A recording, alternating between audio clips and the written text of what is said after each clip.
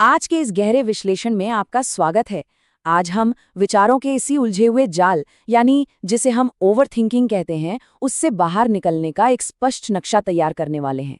हम मिलकर ये समझेंगे कि कैसे इस थका देने वाले दिमागी लूप से निकलकर एकदम साफ और शांत मन की ओर कदम बढ़ाया जा सकता है। तो चलिए सीधा मुद्दे पर आते हैं। आज हम इन 5 अहम बिंदुओं पर बात करेंगे। पहला, ओवरथिंकिंग का जाल। दूसरा, पैरालिसिस बाय एनालिसिस। तीसरा, हम आखिर इतना ज्यादा क्यों सोचते हैं। चौथा, काम से बचने का बहाना। और पांचवा, इस पूरे चक्र को कैसे तोड़ा जाए। शुरुआत करते हैं हमारे पहले हिस्से से, भाग 1, ओवरथिंकिंग का जाल और इस मानसिक लूप को पहचानना। और अब सीधे चलते हैं दूसरे भाग की ओर, पैरालिसिस बाय एनालिसिस यानी निष्क्रियता की कीमत। अब देखिए, ये समझना बहुत ही दिलचस्प है कि ओवरथिंकिंग असल में एक दिमागी लकवे यानी पैरालिसिस की तरह कैसे काम करती है। होता क्या है कि जब कोई इंसान विचारों के एक ही गोल गोल चक्कर में फंस जाता है, जहां सामने मौजूद जानकारी तो बिल्कुल नहीं बदल रही, लेकिन दिमाग लगातार उसी का चीरफाड़ करने में लगा हुआ है, तो फैसला लेने की ताकत बस थम सी जाती है। जरा एक ऐसे स्टूडेंट की कल्पना कीजिए जो घंटों से किताब खोलकर बैठा तो है, लेकिन दिमाग में एक शब्द नहीं जा रहा। उसकी उत्पादकता एकदम शून्य हो चुकी है, क्योंकि उसका दिमाग किसी और ही परेशानी में बुरी तरह फंसा हुआ है। और पता है, इस लगातार चलने वाले दिमागी विश्लेषण का असर सिर्फ हमारे काम तक सीमित नहीं रहता। इसका मानसिक और शारीरिक नुकसान बहुत बहुत गहरा होता है। मान लीजिए किसी दोस्त ने कोई खास तरह के कपड़े पहने हैं या कोई नया मेकअप किया है, और हम बिना वजह उसका घंटों विश्लेषण करने लगें। इससे रिश्तों में बिल्कुल बेकार का तनाव आ जाता है। इसके अलावा रातों की नींद उड़ जाना, बेचैनी, मांसपेशियों में अजीब सा खिंचाव और माइग्रेन जैसी भयंकर शारीरिक तकलीफें भी शुरू हो जाती हैं। सच में विचारों का ये तूफान इंसान को अंदर तक थका कर रख देता है। चलिए अब आते हैं भाग 3 पर। हम इतना ज्यादा क्यों सोचते हैं, आइए इन मूल कारणों की गहराई में उतरते हैं। अगर हम इसे इंसानी विकास या एवोल्यूशन के नजरिए से देखें, तो एक बात साफ है। इंसानों के पास शिकारियों से बचने के लिए न तो जानवरों जैसे तेज नाखून है और न ही भागने के लिए पंख। इसलिए प्रकृति ने हमें बचने के लिए हमारा सबसे बड़ा और ताकतवर हथियार दिया, हमारा मस्तिष्क। खुद को सुरक्षित रखने के चक्कर में हम सोचने की क्षमता पर कुछ ज्यादा ही निर्भर हो गए। मनोवैज्ञानिक तौर पर देखें तो हम परफेक्शनिस्ट बनना चाहते हैं, हर अनिश्चित चीज को कंट्रोल करना चाहते हैं। और हाँ, हमारे जो पुराने कड़वे अनुभव है ना, वो भी हमें बार बार सोचने पर मजबूर करते हैं, ताकि वैसा दर्द हमें दोबारा न सहना पड़े। तो एक तरह से यह हमारे दिमाग का हमें सुरक्षित रखने का अपना एक अनोखा पर थकाऊ तरीका है।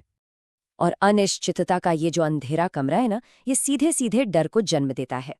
कल क्या होने वाला है ये कोई नहीं जानता।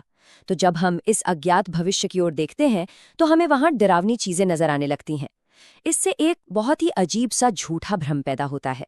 हमें लगता है कि अगर हम किसी स्थिति का बहुत बारीकी से विश्लेषण कर लेंगे, तो शायद हम हालात को पूरी तरह कंट्रोल कर पाएंगे, जबकि असलियत में ऐसा बिल्कुल नहीं होता। ज्यादा सोचने से भविष्य नहीं संवरता, बस हमारे आज की शांति छिन जाती है। अब बढ़ते हैं हमारे भाग 4 की ओर, काम से बचने का बहाना और कैसे हम अपने ही विचारों के पीछे छिपते हैं। अब ये कोटेशन देखिए, जो एक बहुत ही कड़वा सच बयां करती है।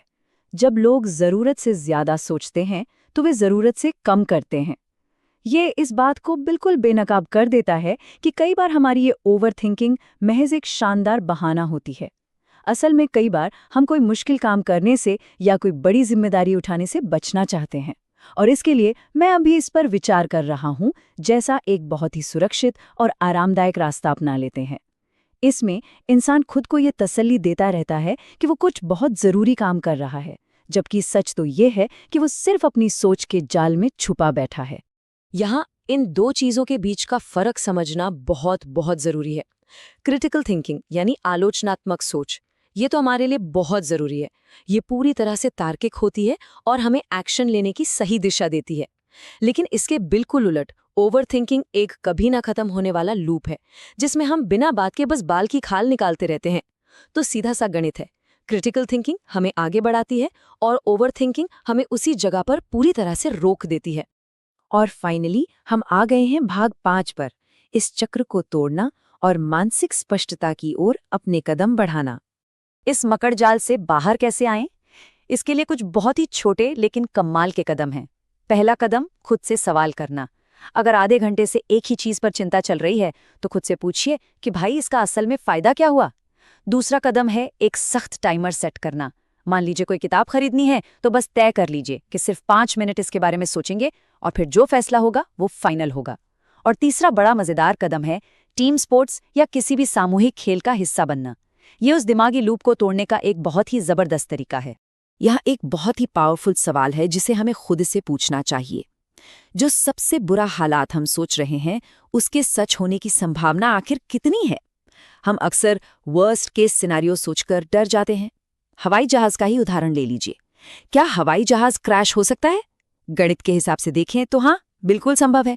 लेकिन क्या ऐसा होने की संभावना वाकई में बहुत ज्यादा है? बिल्कुल नहीं। तो जो चीज सिर्फ संभव है लेकिन उसके होने के चांस लगभग ना के बराबर हैं, उसके डर में अपना पूरा हफ्ता बर्बाद कर लेना कहाँ की समझदारी है? अपने दिमाग को रोजाना साफ और स्पष्ट रखने के लिए हम ये कुछ कमाल की आदतें अपना सकते हैं। अगर आपको सही लगे तो मेडिटेशन या माइंडफुलनेस काफी मदद कर सकती है। साथ ही वो जो अकेलेपन वाला मानसिक लूप होता है ना, उसे तोड़ने के लिए किसी भी टीम स्पोर्ट का हिस्सा बनना एक बहुत ही बेहतरीन उपाय है, क्योंकि खेल के मैदान में आपको तुरंत फैसले लेने पड़ते हैं, सोचने का वक्त ही नहीं मिलता। इसके अलावा अपने उन डरावने क्या होगा अगर वाले सवालों को संभावनाओं के तर्क से चुनौती देना सीखिए। और सबसे अहम बात, अगर गलतियां हो जाएं तो खुद को कोसने के बजाय खुद के प्रति थोड़ी दयालुता और करुणा दिखाइए। देखिए, खुद से प्रेम करना या जिसे हम सेल्फ कंपैशन कहते हैं, इस चक्र से बाहर निकलने की सबसे अहम चाबी है। गलतियां करना तो इंसान होने की निशानी है। जब हम अपनी गलतियों को अपना लेते हैं और उसके लिए खुद को बार बार कटघरे में खड़ा नहीं करते, तब हम असल में एक सामान्य मानवीय अनुभव को स्वीकार कर रहे होते हैं। ये रवैया हमें बिना डरे खुलकर फैसले लेने की आज़ादी देता है और उस परफेक्शन की बीमारी को जड़ से खत्म कर देता है जो ओवर थिंकिंग को पैदा करती है। तो चलिए, आज हम एक बहुत ही गहरे और ज़रूरी सवाल के साथ इस विश्लेषण को ख़त्म करते हैं। ज़रा सोचिए, अगर आज हम खुद की आलोचना करने की बजाय खुद के प्रति थोड़ी करुणा दिखाना शुरू कर दें, तो कल ऐसे कौन से साहसिक और बड़े कदम होंगे जो हम आखिरकार उठा पाएंगे? ये एक ऐसा विचार है जो हमें अपनी मानसिक उलझनों से बाहर निकालकर एक स्पष्ट और ठोस कार्यवाही की ओर बढ़ने के लिए प्रेरित करता है। इस अहम सफ़र में हमारे साथ बने रहने के लिए आपका बहुत बहुत धन्यवाद।